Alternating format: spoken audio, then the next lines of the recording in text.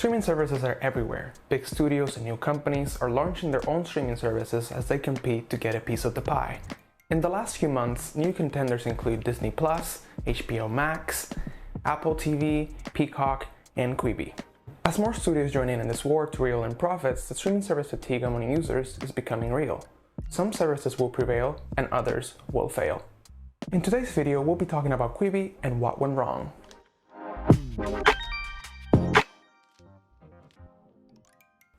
Quibi got to a very rocky start, and the service comes with a lot of funding. So, who's behind Quibi, and what exactly happened? Quibi is a subscription-based streaming platform designed to deliver short-form scripted and unscripted content directly to your cell phone. Quibi stands for Quick and Bites, a direct nod to the fact that episodes on Quibi run roughly 7 to 10 minutes in length. Quibi's founders Meg Whitman and Jeffrey Katzenberg are both veterans in the tech and entertainment industry. Whitman is the former CEO of HP and eBay and a former executive at the Walt Disney Company, Hasbro, DreamWorks, and Procter & Gamble. Katzenberg, on the other hand, is the former chairman of the Walt Disney Studios, producing some of its biggest hits, including The Little Mermaid, Beauty and the Beast, Aladdin, and The Lion King. After departing Disney, he was the co-founder and CEO of DreamWorks Animation. Both come from a solid background that should give them an upper hand in tech and entertainment. However, that has not been the fact so far. Earlier I mentioned how Quibi secured a lot of funding. How much funding did Quibi secure? According to the Los Angeles Business Journal, Quibi raised $1.75 billion. While not confirmed, a couple of reported investors include Chinese conglomerate Alibaba Group Holding, as well as the Walt Disney Company, Sony Corp, Warner Brothers Entertainment, Fox Corp, Viacom Inc., and Goldman Sachs Group. Reportedly among the new service's advertisers are Google, Walmart Inc., and Procter & Gamble. Failure to launch. Amidst the COVID-19 pandemic, Quibi launched on April 6 with high expectations and a lot of hype. The service gave users a 2-week trial or a 90-day free trial for those who sign up through their website before April 6. After the trial, users would either pay $4.99 a month with ads or $7.99 a month without ads. Now, what happened as it launched? At launch, Quibi lacked capabilities for TV Play. People grew frustrated with the lack of AirPlay TV and Google Casting. Capabilities for AirPlay TV didn't come until late May, and then with Google Casting, the capabilities did not come until almost mid-June. So this made people very frustrated with the fact that they were still watching the shows directly from their phones while they spent time at home because of the COVID-19 pandemic. So that caused an issue for Quibi, and a lot of users decided to not continue after the 2-week or 90-day trial, and they lost a lot of users in that amount of time. It is clear that Quibi executives put a lot of emphasis on the mobile aspect of Quibi with their proprietary turntile technology, along with a large list of A-list actors and entertainers in the hope that it will bring in viewers and create awareness for the brand. A-list stars and content. A-listers include Chrissy Teigen, LeBron James, Idris Elba, Chance the Rapper, Chris Paul, Offset, Anna Kendrick, Kiefer Sutherland, and Liam Hemsworth, to mention a few.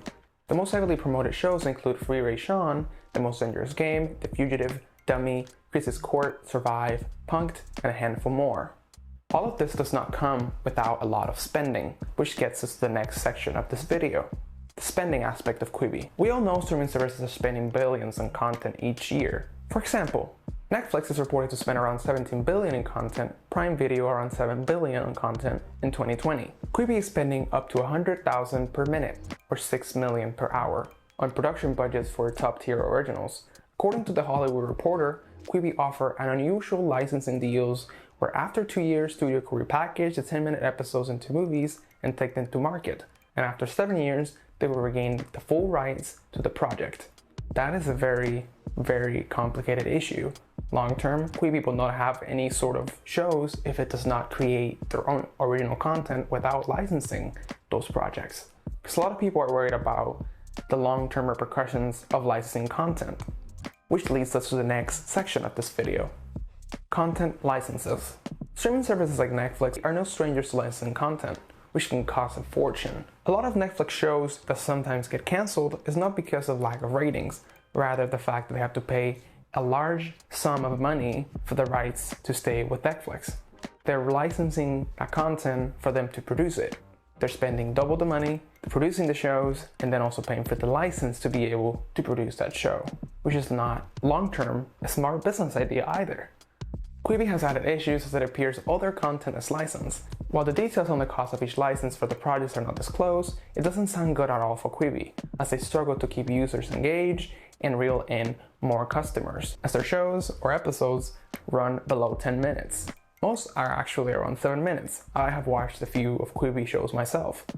You can finish an entire show in less than an hour and a half, give or take, which means that people are quick to watch the shows that they want to watch and then move on and either just cancel the subscription before the 2-week period or just cancel it after the first month.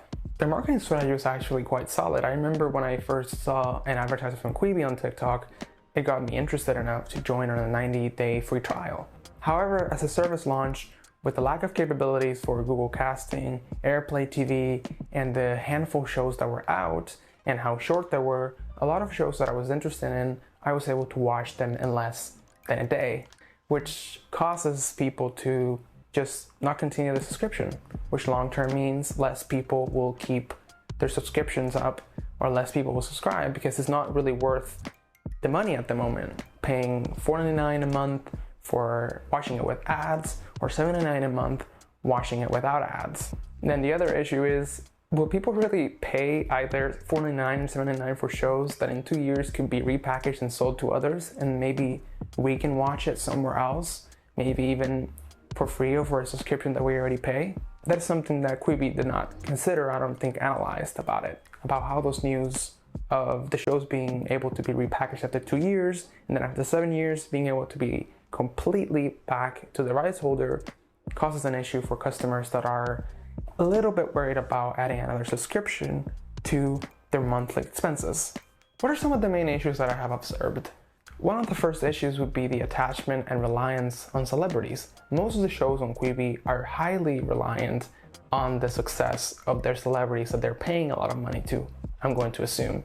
The amounts and the payment and compensation for the celebrities has not been disclosed, but I'm sure Chrissy Teigen and Liam Hemsworth and Idris Elba, Kevin Hart, Offset, none of those people are going into Quibi and doing a show probably for less than a few $1,000,000. So that's something that Quibi has spent a lot of money in investing into the celebrities and highly reliant on their success and celebrity status. As mentioned, Quibi has both the ads model and the no ads model. So for the ads model, they had already signed agreements with certain advertising partners before the launch. However, they have not been able to sustain their agreements. Why? Lack of user retention. Let's say Quibi stretched their calculations on customers as they set 7 million users in their first year and they only have about 1.3 million users with a little over 3.5 customers who installed their app. Then the next big issue is fatigue. We got to understand that with the number of streaming services and subscription-based businesses and services, the market is up for saturation. People are becoming highly selective on where they spend their money and how much money they spend on streaming services or any subscription-based model. And especially as the US and other countries see a rise in unemployment, it will only become worse. What's next for Quibi? Rumors are circulating that Quibi is considering trying to raise even more funding or launching an IPO through a merger with a special purpose acquisition company, or SPAC, per the Journal report. An SPAC is a kind of holding company formed solely for the purpose of raising capital through initial public offering.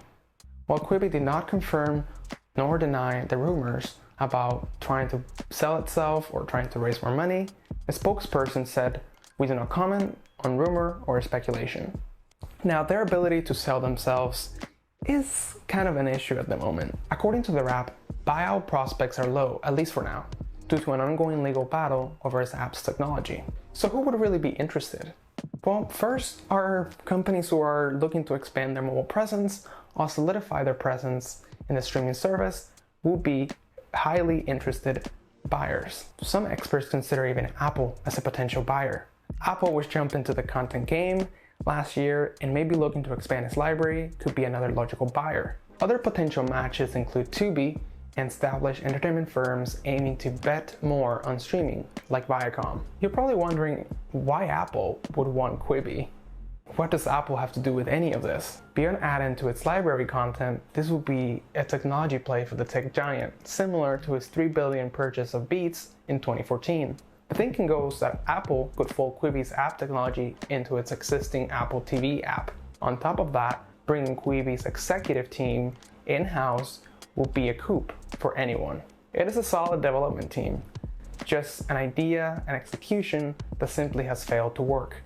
It might just mean that it needs to be retweaked in the acquisition and maybe fold into an existing company, an existing app. What will happen?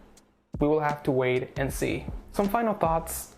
While there's still an opportunity for Quibi to grow and begin gaining traction after recent nominations and an Emmy win for #FreeRaySean, it is hard to accurately determine whether Quibi will be an almost $2 billion mistake or a success story that manages to turn around everything wrong that has been going on and become better.